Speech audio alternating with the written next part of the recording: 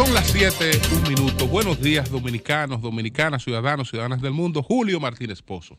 Los comentarios de los temas más importantes en el programa de mayor influencia de la radio y la televisión nacional.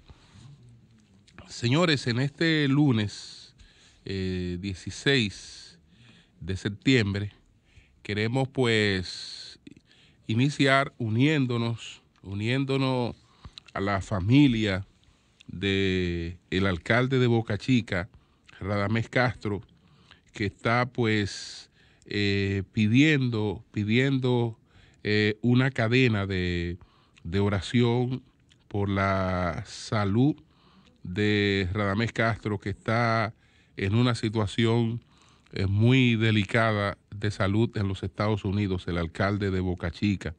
Veo, por ejemplo, un mensaje de su hijo, Ray Castro, que dice lo siguiente: en este momento, la familia Castro de León queremos informarle que Radamés Castro, mi padre, se encuentra recibiendo atenciones médicas debido a un proceso de salud que viene arrastrando durante años. Quisiéramos pedirle sus oraciones para que el Señor Jesucristo interceda para su pronta recuperación. Gracias de antemano, Ray Castro. Esto pues, entonces, otro mensaje. Acabo de hablar con mi madre, me informa que gracias a Dios mi padre está asimilando favorablemente los medicamentos que se le han colocado en el día de hoy, gracias a todo lo que se ha mantenido en sus oraciones. Bueno, deseamos que nuestro querido amigo, el alcalde de Boca Chica, Radamés Castro, pueda superar este trance delicado en el que se encuentra.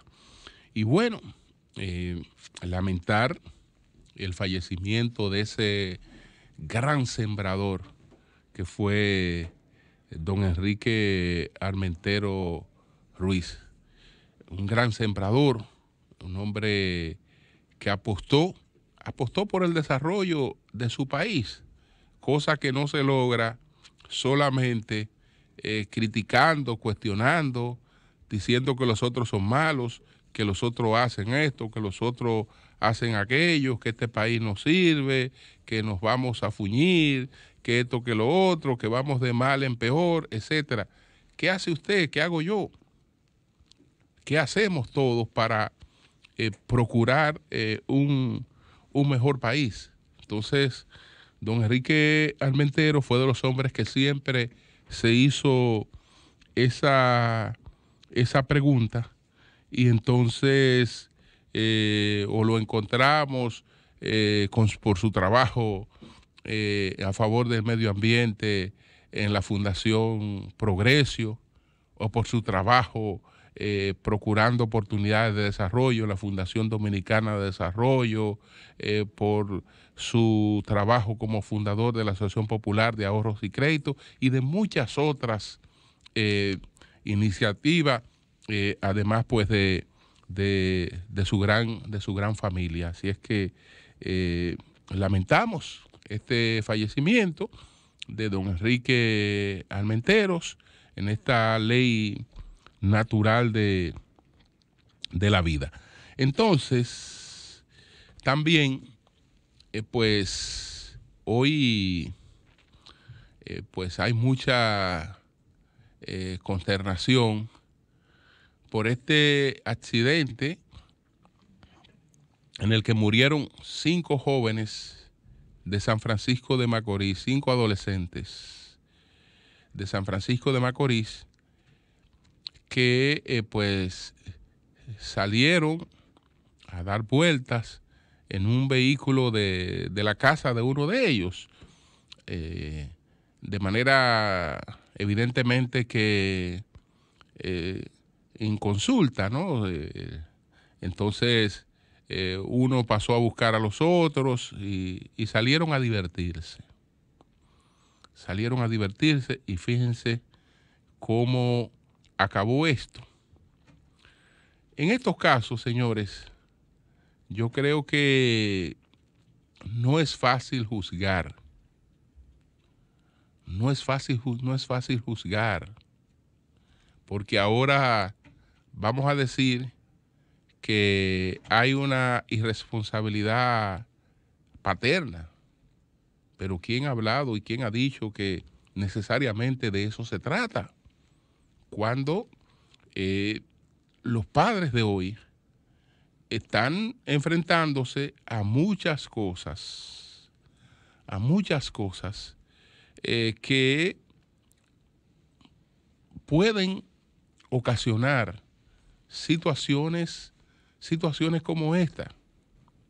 Esos jóvenes cuyos padres evidentemente que se ocupaban de su formación, de su educación, de su orientación, también interactúan en una sociedad que oferta muchas otras cosas, y no solo a través de los contactos directos, de los vínculos directos que ellos tienen, sino a través de lo que ocurre en las denominadas redes sociales.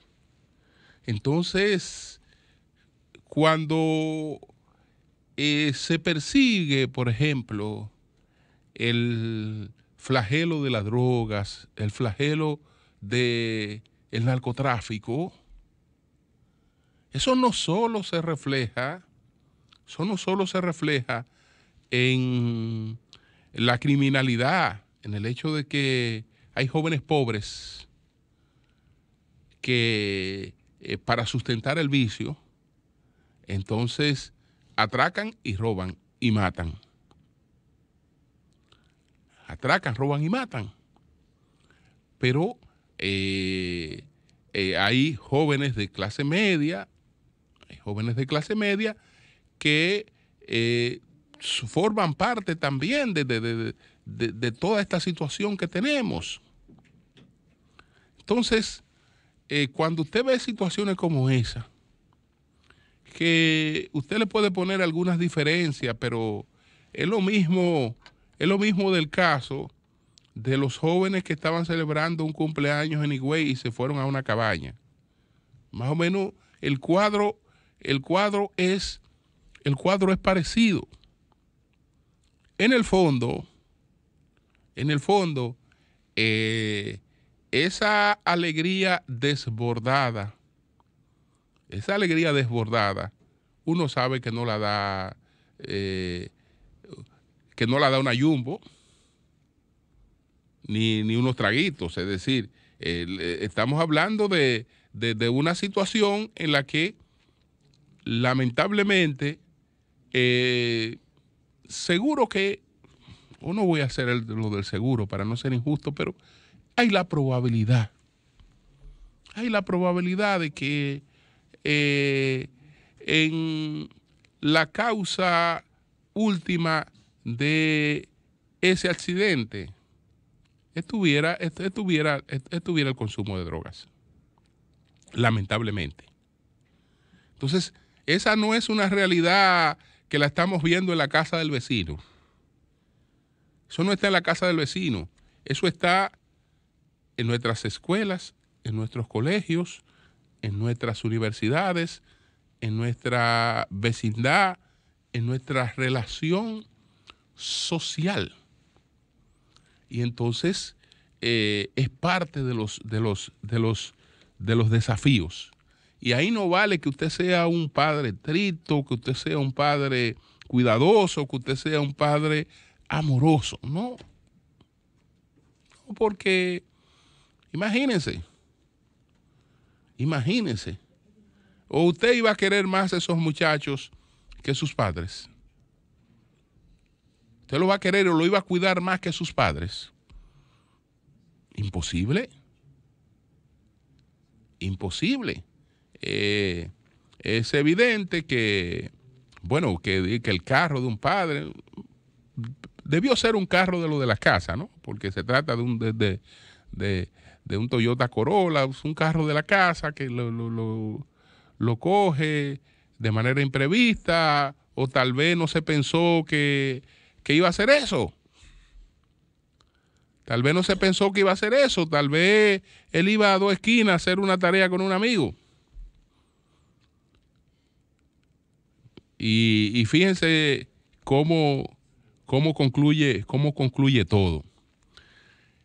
Que a propósito de juzgar, etcétera, recientemente, la semana pasada, nosotros hablamos aquí del caso muy triste de una pastora evangélica que se quitó la vida en su propia iglesia.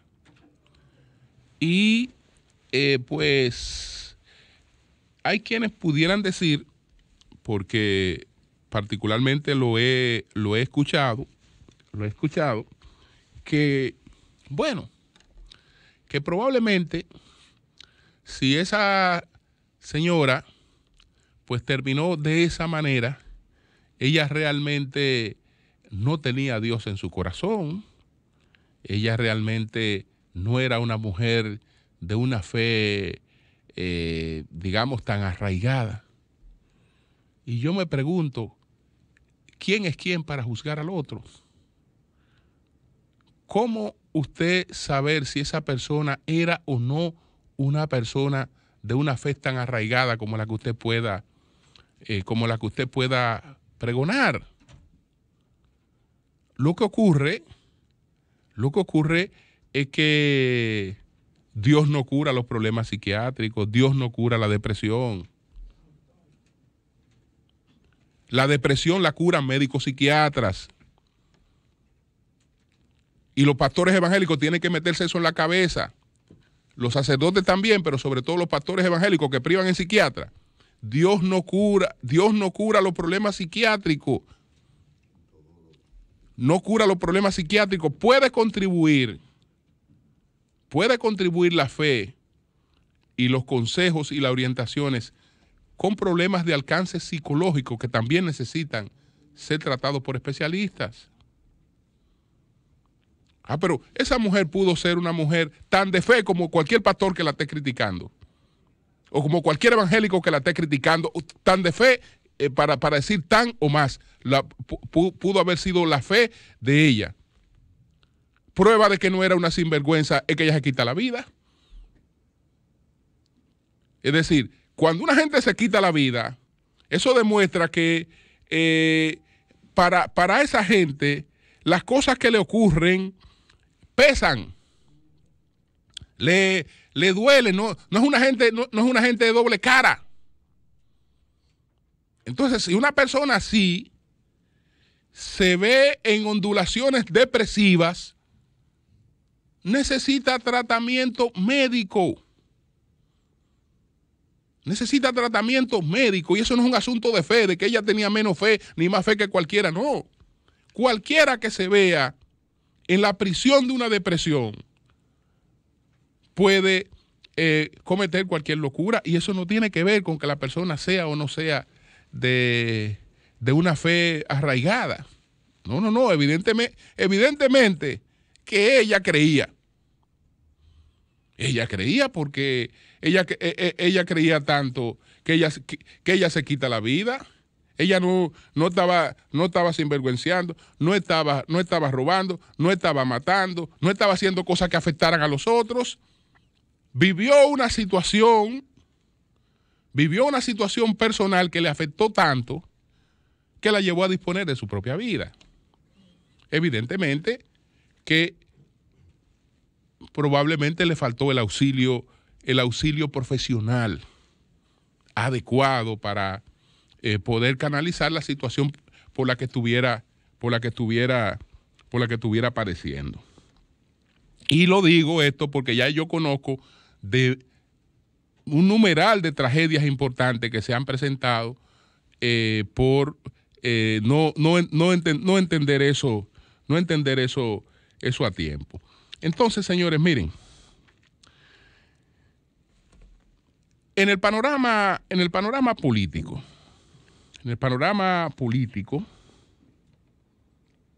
¿qué tenemos en este panorama político? Indefinición, total indefinición.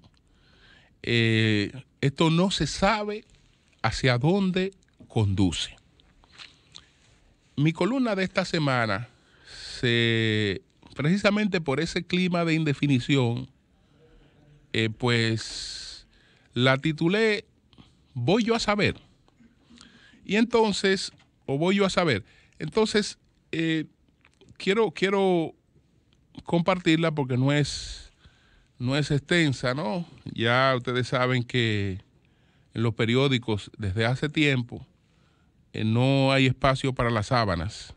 Entonces, hay que ser conciso y la hipótesis que usted va a desarrollar tiene que hacerla con una capacidad realmente de poder plantear lo que a usted le interesa plantear en las líneas que tiene disponibles para hacerlo.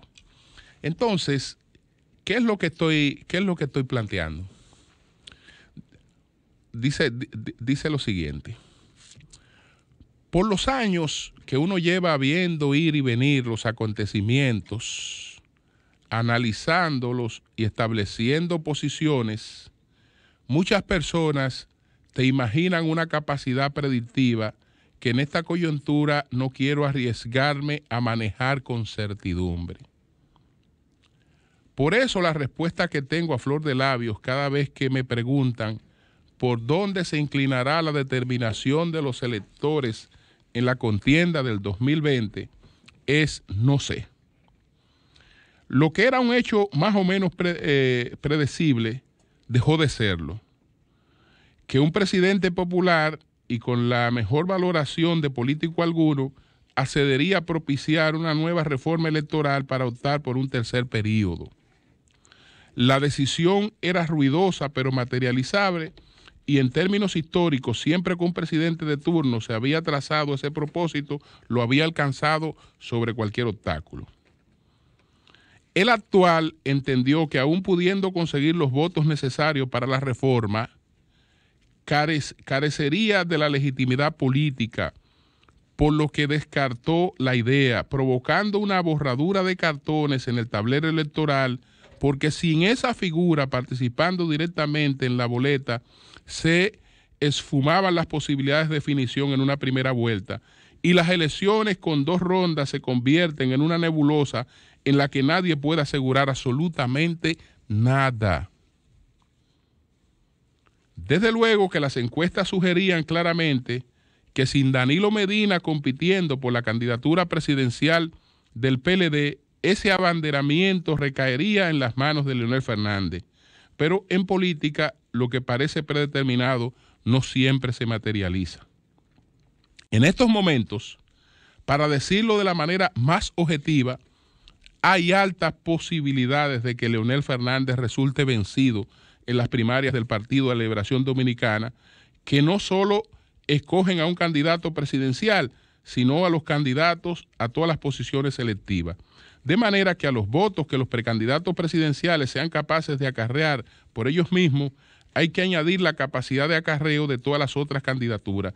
Y en esa parte el sector danilista aventaja, porque el presidente no lleva solo el propósito, como Leonel, de ganar para su sector la presidencia de la República, sino también que busca mayoría congresual y mayoría de las alcaldías.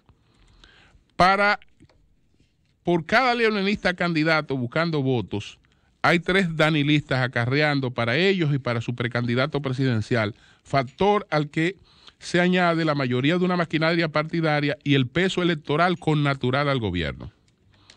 Pero tampoco ese es un hecho que se pueda dar por consumado, porque hay ejemplos de políticos, como ocurrió con el regreso de Carlos Andrés Pérez para un nuevo mandato, que derrotó a la maquinaria de su partido y al gobierno juntos, pero empujado por la ciega ilusión que tenían los venezolanos de regresar a la Venezuela saudita, y rápidamente esas expectativas se tradujeron en frustración. El caso es que en estos momentos se le puede poner el nombre que se prefiera a la candidatura del PLD y no hay definición en primera vuelta. Y se puede hacer lo propio con el PRM, donde ni siquiera el aspirante puntero tiene posibilidades de ganar las elecciones en primera vuelta. Las fisuras que aguardan a esos partidos tras los resultados de sus primarias abonan un proyecto de tercera vía que pudiera encabezar el alcalde del Distrito Nacional, David Collado, que en el peor escenario, que sería un tercer lugar, se convierte en una fuerza decisoria en una segunda vuelta, o que en mejor escenario pudiera avanzar a segundo, y quién sabe. Aparte de esto, hay otros planteamientos. Hay otros planteamientos sobre el escenario que se está viviendo en el Partido de la Liberación Dominicana. En su columna de este sábado, Juan Bolívar Díaz, que hace un enfoque, como siempre, muy crítico al gobierno y a la forma en la que el gobierno ha decidido pues participar en esta campaña interna, es decir, al involucramiento de ministros y directores generales en la campaña interna, que sobre eso podemos opinar, pero lo que él plantea. Entonces, dentro de ese enfoque crítico, él termina planteando que Leonel Fernández pudiera, unos días antes de las primarias del PLD, pues anunciar su retiro de esas primarias sobre la base de que iría a una competencia en condiciones muy adversas y desproporcionales. Es decir, que él pudiera concluir en una denuncia de estas primarias y no participando finalmente en ellas. ¿Por qué razón? Estoy hablando de los argumentos, en este caso, de Juan Bolívar Díaz. ¿Por qué razón? Porque si Leonel Fernández participa de las primarias, una vez que se cuenten los votos de esas primarias, no tiene ningún otro chance. Si no participa, y sigo con los argumentos de Juan Bolívar, si no participa en las primarias, entonces habría un pleito en el Tribunal Superior Electoral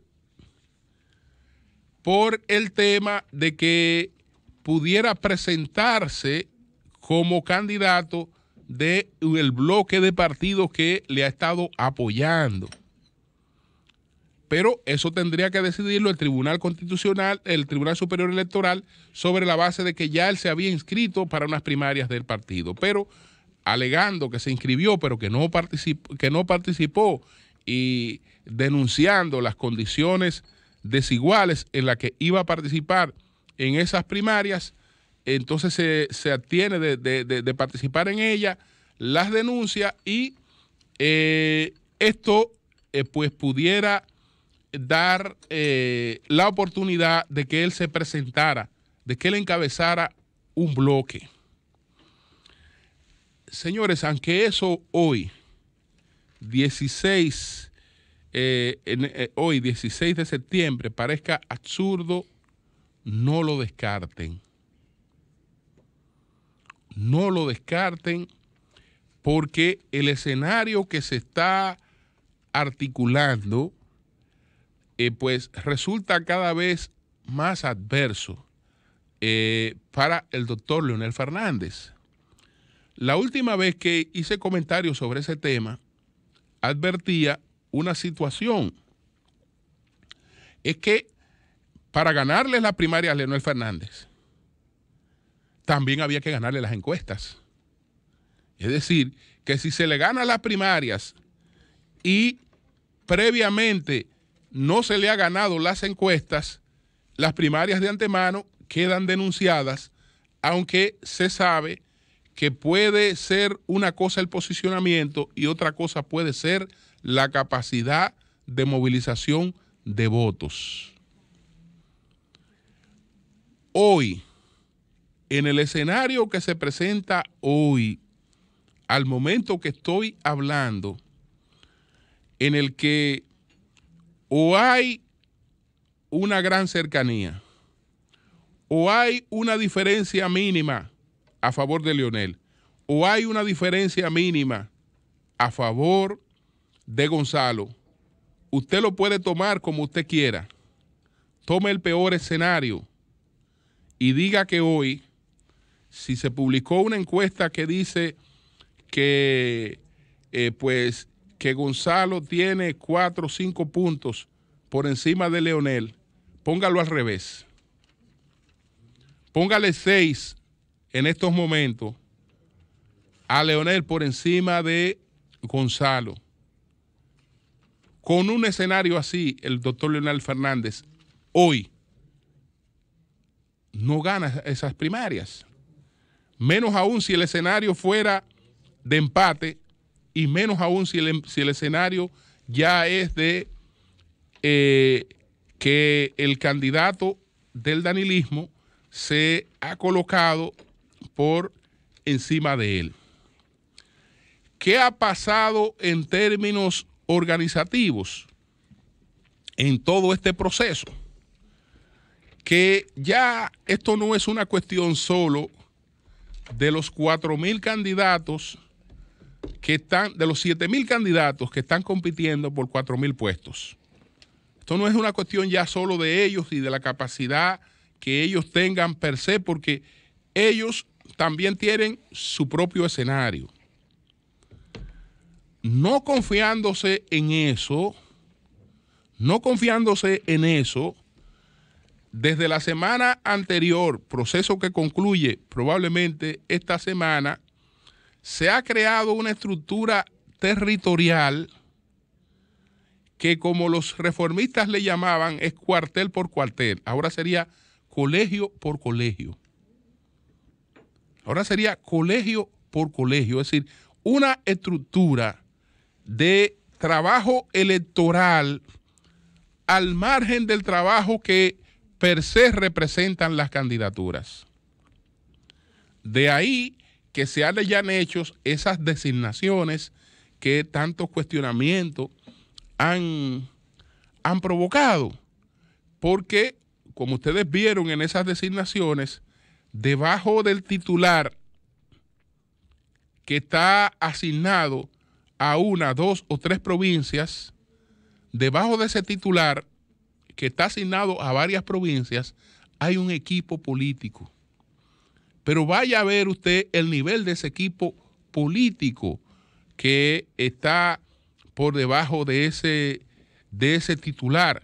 Eso quiere decir que hay una estructura para cada municipio y en el caso de los municipios, entonces, la estructura para cada colegio electoral, para cada sector de manera concreta.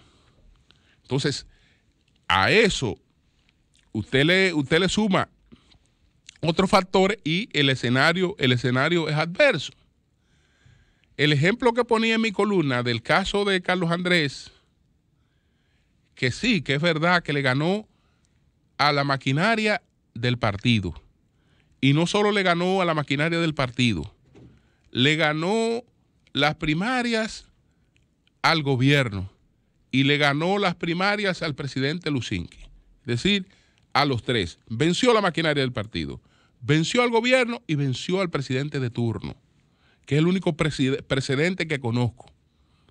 Naturalmente, la gente no estaba votando por Carlos Andrés. La gente veía en Carlos Andrés el regreso de la Venezuela saudita y eso se colocaba por encima de cualquier otra cosa. En el caso del doctor Leonel Fernández, representa la aspiración de un sector importante del PLD.